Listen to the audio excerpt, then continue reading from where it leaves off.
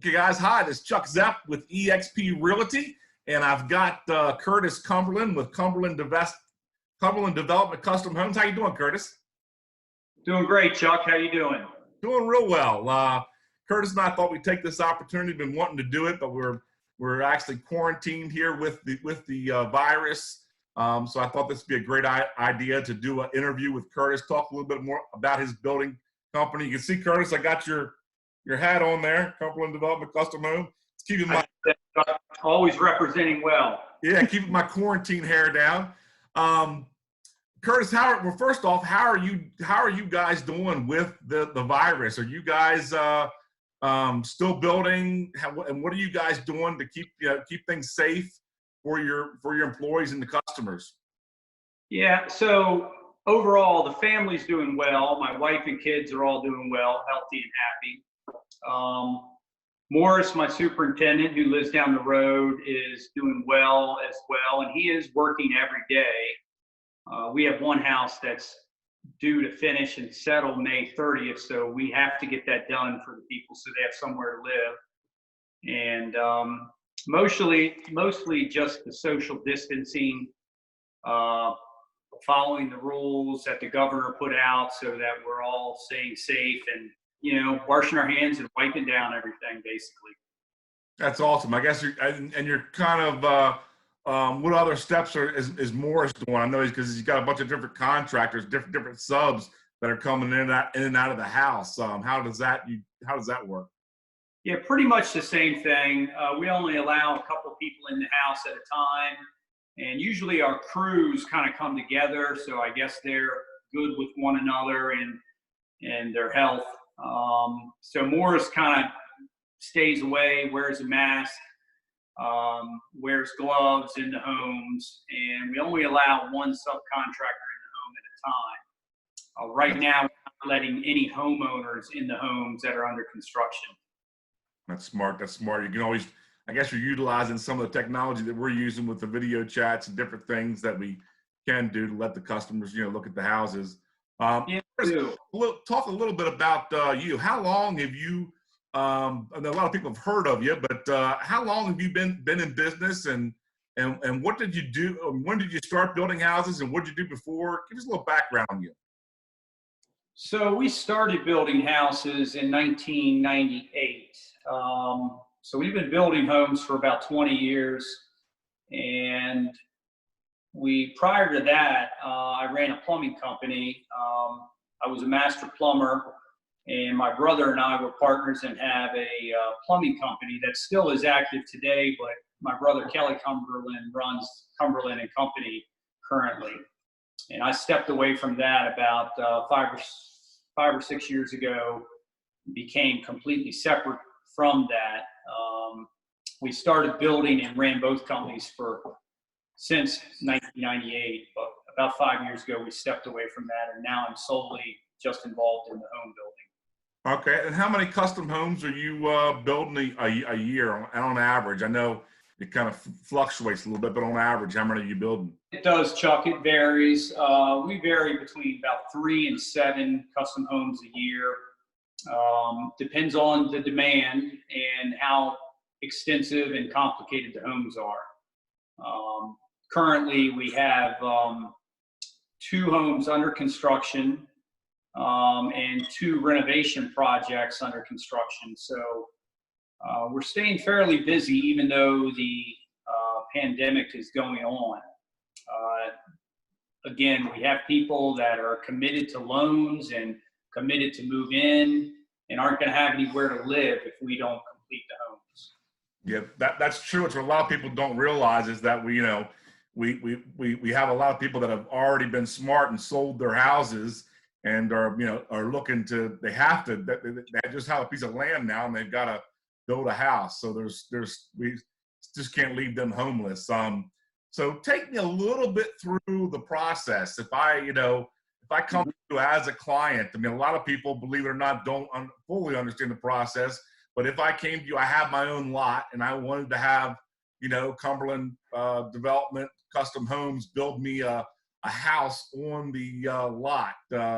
Take me through some of that process and what we need to do and and what you guys offer? Well, we try to keep it as simple and low stress as possible because a lot of people get stressed out with this whole process of building a new home. So what we will do varies depending on what our client brings us. If they bring us a lot that's ready to go and very simple and has a house plan, we'll work with them and their house plan to build their home. Very often they come to us and they don't have an idea of what they want. They know they want a new home, a 4-bedroom, 2.5-bath home, or a 3-bedroom rancher. And we have about 8 different plans that are standard plans that we can offer them. That usually works the best if we use our plans and then we customize them to fit their needs. It gives the client a starting point to start from, and it's easier to add to a house and move a few walls or add a bathroom or take away a bathroom or enlarge a kitchen or a family room than it is to draw a whole new plan out of concept, because that's harder than you think for most people. It also creates a more expensive process if we're going to go to our architect and draw from a concept or a thumbnail print off the internet.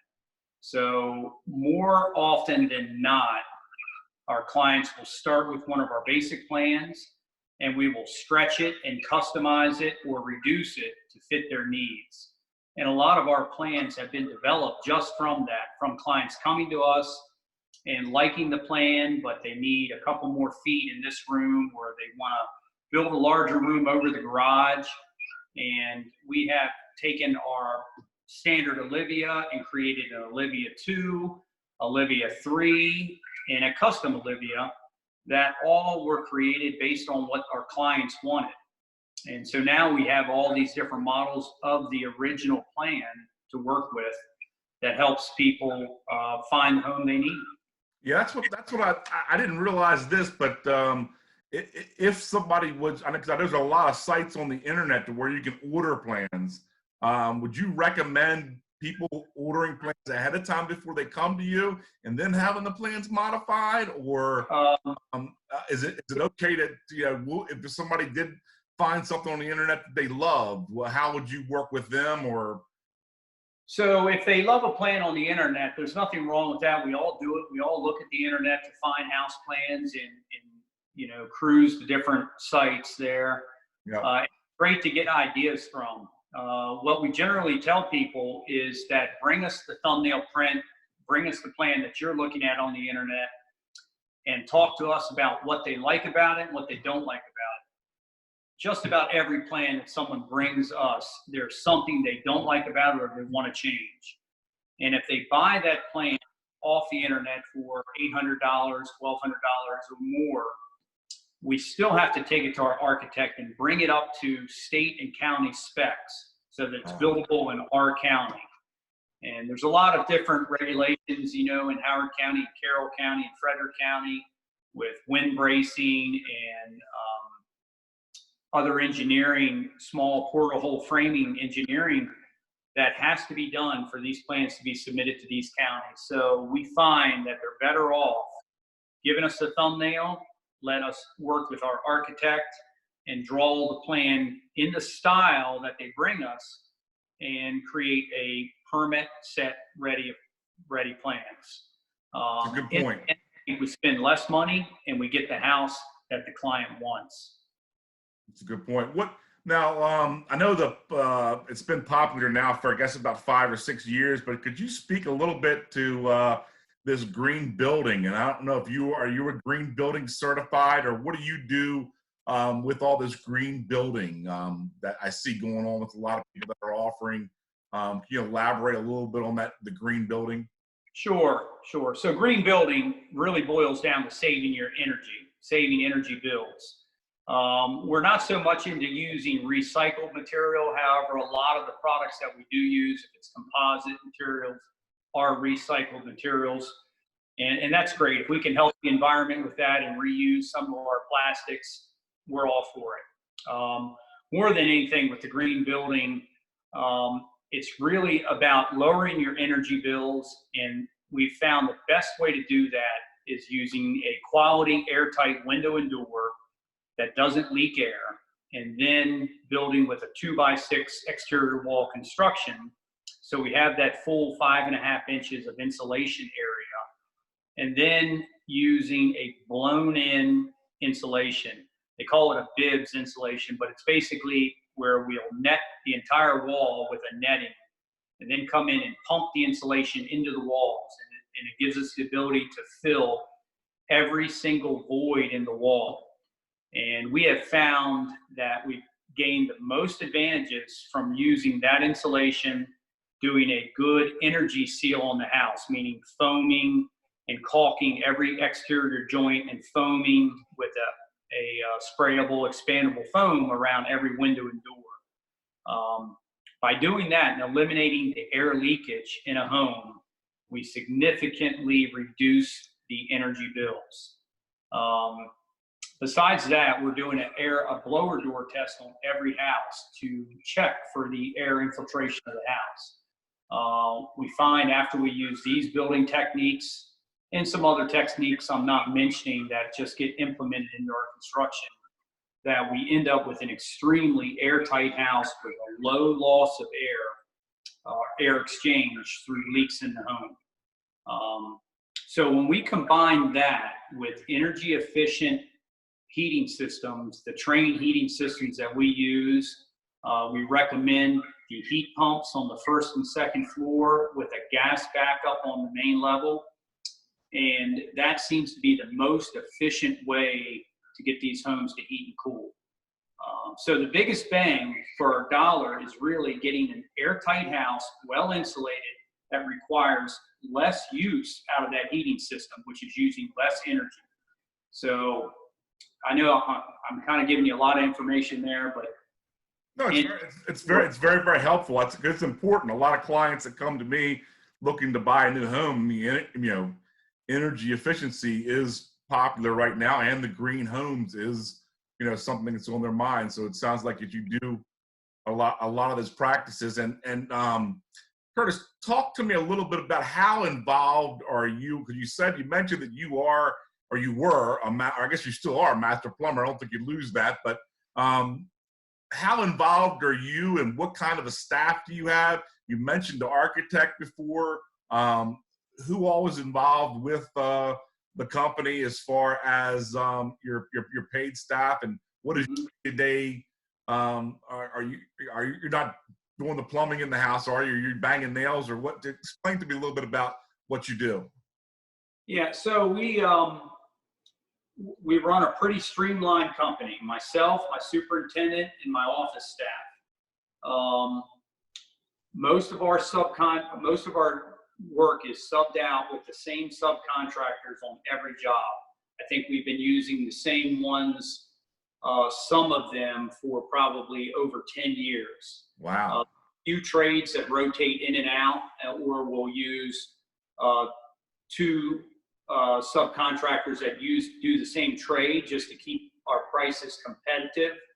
For the most part, we're involved with the excavation, the final grading. We do a lot of that ourselves. We still install most of our septic and well lines ourselves, just because we keep some small equipment on hand, and we find it very efficient to have that equipment on site when the homes are being built.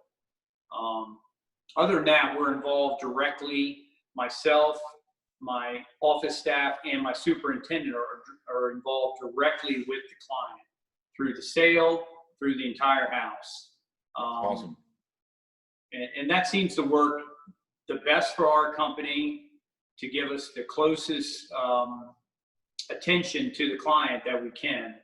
And well, you probably have a lot of money savings too, because I know a lot of guys that they have that large office staff and that large everybody's is drawing a salary. So I guess you're able to pass some of that savings on to your clients. We are. So by doing all that, we're able to keep our prices competitively with everybody else and lower often than our other competitors.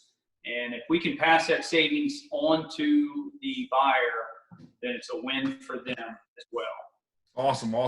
What kind of warranties do you offer as far as I know you've got a lot of previous customers that you built for I think you were telling me you've built for some people twice, which is kind of unheard of. Usually you use one builder, and then you're not that you don't like them, but you usually won't go back to them twice. But what kind of warranty do you belong to a national builder's warranty, or do you do one of these warranty companies that you apply to, or how do you work your warranties with these houses? So, of course, we adhere to the Maryland state warranty that all builders are held to, and then we have a full 1 year warranty on everything in the house, that lets us come back in a year and fix any cosmetic defects or structural defects if there were any in the home. Most of the time that runs into paint and drywall, occasionally some flooring, and occasionally some siding issues or something that's happened or is unforeseen, possibly some settlement on the outside of the homes. That's kind of typical in new construction. A year later, we find that and go back in and take care of those items at 1 year. Additionally, we offer a 10-year structural warranty with the home, and we back these ourselves. We tried using a warranty company that we would pay a fee to and have them handle the warranty. We found out that we were still obligated to do the work ourselves. We didn't like what the warranty company was doing. They were treating the customer as just a number and not their customer. And so it just didn't work well for our fit. And so we ended up getting rid of them and just handling the warranty in-house and taking care of everything directly with the customer. Awesome, awesome, awesome. And I do know you do build some custom stuff. I do know you're quite the builder. I'm going to brag on you a little bit. I have my own personal copy. I don't know if you can see this or not, but that's Curtis there he's on the cover of the Sport Aviator Special, and that's a custom plane that you built. You're quite the craftsman, Curtis. I know that you actually hand built that plane. And I do know that even though you're not hammering a nail all the time, I do know you actually build a couple custom things in your house for your clients. I know you milled some trees off the lot for people for their manels. And could you show us a couple? I know you're just built your brand new house, and I think you're sitting at one of your famous custom wooden islands. Could you talk a little bit about that? And show us a little bit about that process. It's kind of unusual because a lot of builders, build houses and they do subs like you do, but a lot of them don't have the talent that you have for actually custom putting something together and building. Can you talk a little bit about that? Sure, Chuck. So we will often use material from the site if we have it, if there's wood or down trees that has some cured and dry wood on the site that we can use and implement in the house. Often it's a mantle or some shelving or something that's important to the client. This house happens to be a farmhouse, and there was an existing house in place of this when I bought this property. So we saved some of the wood. This island top was not wood that came from the house because it's so much material. But this was wood that we get at a local sawmill, and wow, it's gorgeous. We built these tops right here in place on the floor. I built this myself with my trim carpenter, and this is oak and walnut edges. It has some banded walnut edges that are just neat features to it that are pretty. That's cool. This island is specifically big. We find that this is the focal point of a house, is the big island attached to the family room, and everybody's got a golden retriever, right? Yeah. So this island is 4 feet wide, being it has 2 feet of cabinetry on this side and an additional 1 foot of cabinetry on the back side of the island, which makes it 3 feet of cabinetry. You can see behind those chairs, there's 1 foot of cabinetry, which is great storage for that stuff that people don't use every day. Tablecloths, pitchers, platters, things like that.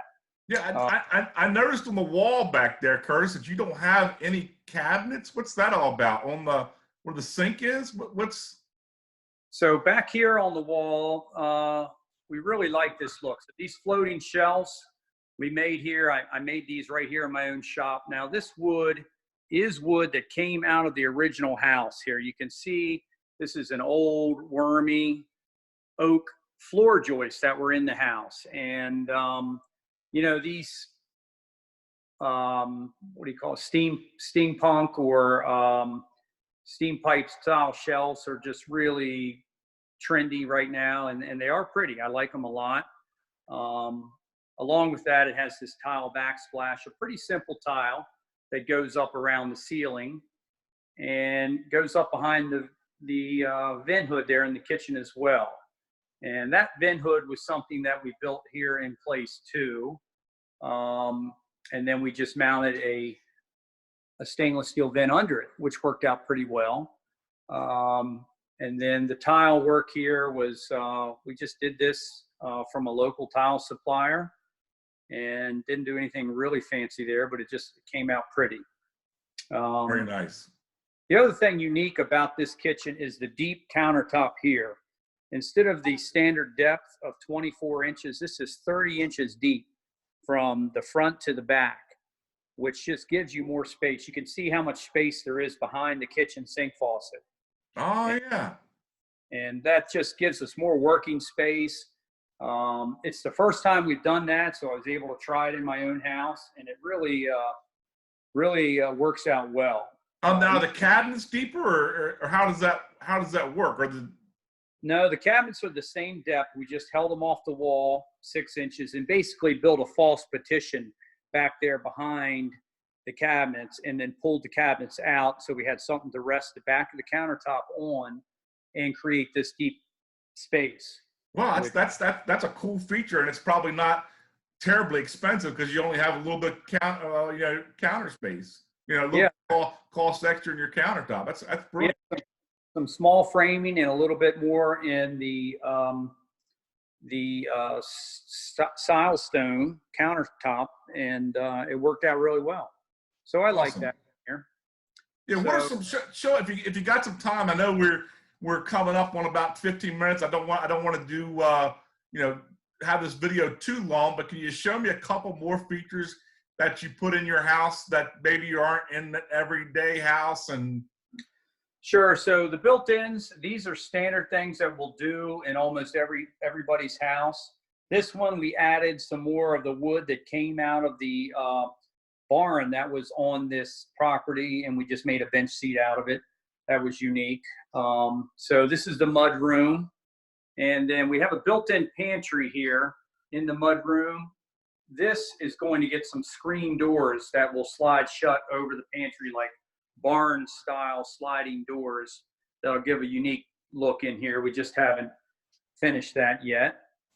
Going the other way, we have a gas fireplace in the middle of this house, and the mantle here was a piece of wood that was off this property as well. And we built that or cut that on our own sawmill and then finished it just rough so that it would, again, bring back some of the unique things from the original farmhouse. Curtis, while you're walking to your next spot, how many people do you actually, could you talk about this building of, there was a house here, you tore it down. How many people, that's a thing you could do if you buy a property with an older house on it, tear it down and use some of the material to build a new house?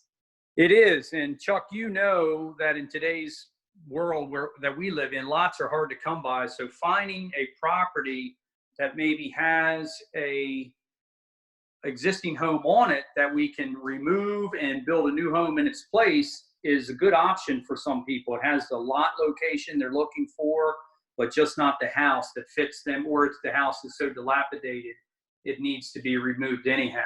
Yeah, that's probably good cost savings. So I didn't mean to interrupt you, showing you got some more floating shelves there. And what's that? Is that tile on the wall, or what is that behind those floating shelves? So that is a shiplap siding that we used in this house. It's a wood siding, came from the sawmill that we buy a lot of lumber from, and it worked out well in this bathroom. This is a first floor powder room. and we use this shiplap throughout the whole bathroom just about. That's cool. So it worked out pretty well. And this is our powder room / full bath. So we have a space here we could use as a guest room on the first floor in case someone needs to live on the first floor or can't make it up and down steps. This is a shower. In this house, we use these Moen one-touch shower valves that are just digitally controlled shower valves that allow us to turn on the hot and cold, set the temperature, and you could control that from your phone if you like. Wow, that's pretty cool. Control the temperature in your shower from your phone. We can do just about everything from our phone today.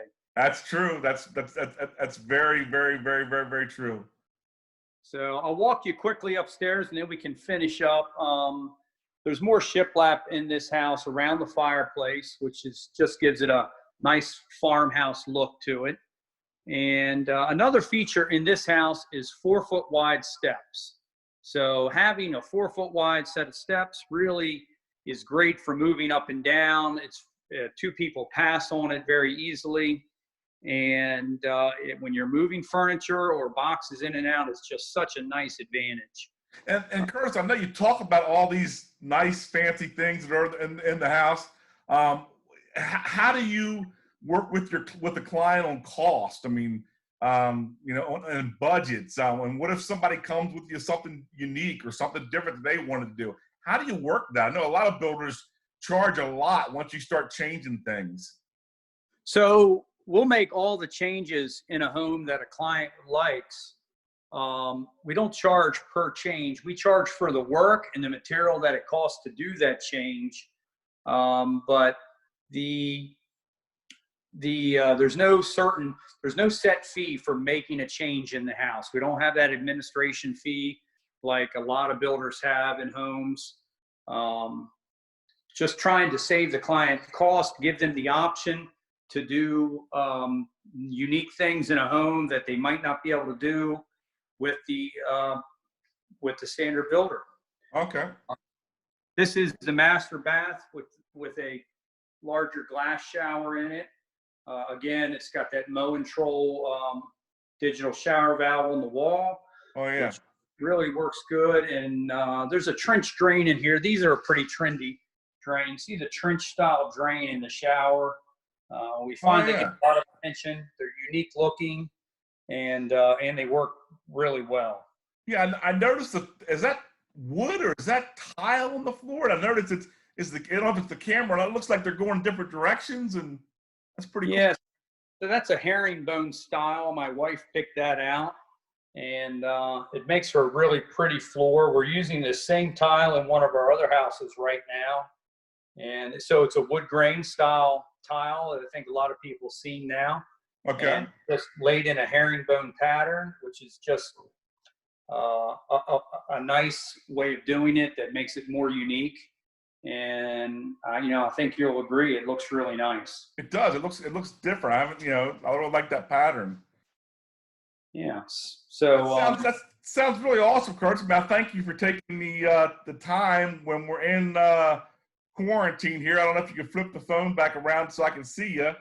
But I like I said, I really do appreciate you taking the time to walk us in your own personal house and to help fill us in. I'm sure some people watch this interview are going to have some more questions. But if they do, I know that they can. You're very accessible, or they can contact you. And if they do have a lot that they want to do, I mean, you also, I know we can find them a lot to build a custom home on, or if they already have a lot, they can, have you build a custom home on. Or another great thought is if they find a lot that has an older, tear down house on it. That's a great option too, to be able to have you build a custom home. So I really want to appreciate you taking the time and quarantine. Stay safe, and hopefully maybe we'll get some more videos of some other houses. I know you got a cool barn you did, and everybody can follow that on Facebook. What's the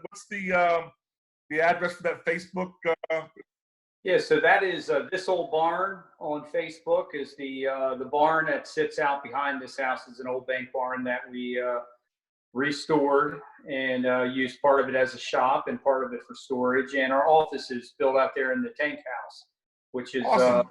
really cool. And Awesome. absolutely, Chuck, if you have any clients or anybody's looking for a new home or a new construction or even a rehabs, feel free to call us and we'd be happy to talk to you.